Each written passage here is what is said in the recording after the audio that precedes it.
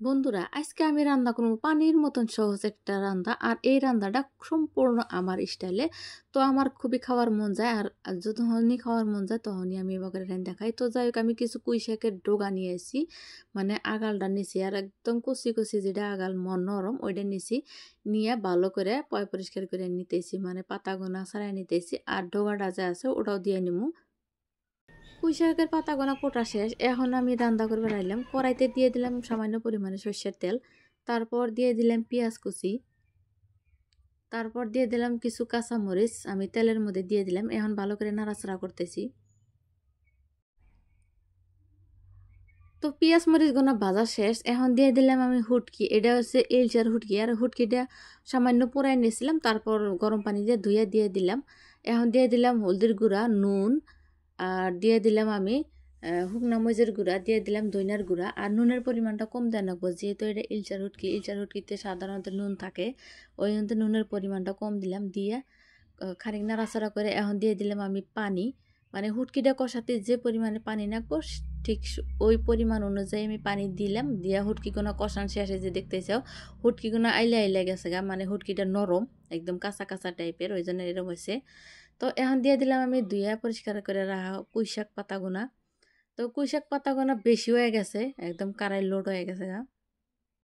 তো পুঁই শাক পাতাগুনা ভালো করে নাড়াচাড়া করতেছি। তো বন্ধুরা, আর একটা কথা কই, তোমরা কারা কারা কুইশাক খায়া ভালো পাও, আর এই সময়ের কুইশাকগুনা বেশিরভাগই স্বাদ লাগে। তো কমেন্টের মাধ্যমে জানাইও। কুইশাকগুনা কষানো হয়ে গেছে গাই, যে দেখতেছো এরকম হয়ে গেছে।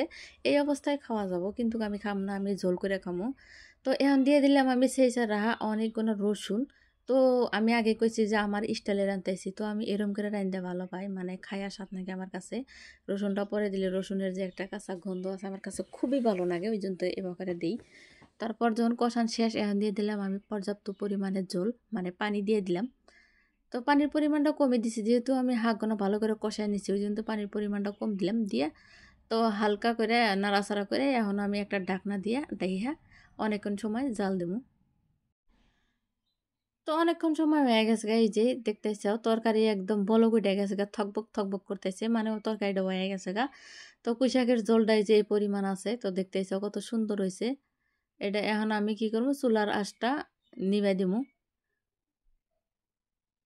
আমার বন্ধুগণের কাছে আমার একটা প্রশ্ন, যে আমি এত কষ্ট করে ভিডিও বানাই কিন্তু আমার ফলোয়ার্স বাড়ে না, একটা ফলোয়ার্সও বাড়ে না। কি করলে ফলোয়ার্স বাড়বো তোমরা আমাকে কমেন্টের মাধ্যমে জানাইবে।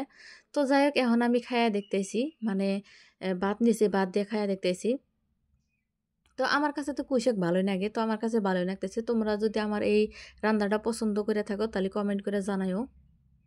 তোমরা আগে বকরে রান্দা খায়া দেখো, আর গরম গরম ভাতের হাতে খায়া তার বাদে কমেন্ট করে জানাও। তো যাই হোক, আমার ভিডিওটা আজকে এনে এসে যদি ভালো লাগে লাইক শেয়ার কমেন্ট করে দিও। তো আজকের মতো বিদায় নিতেছি, আবার আসবো নতুন রেসিপি নিয়ে।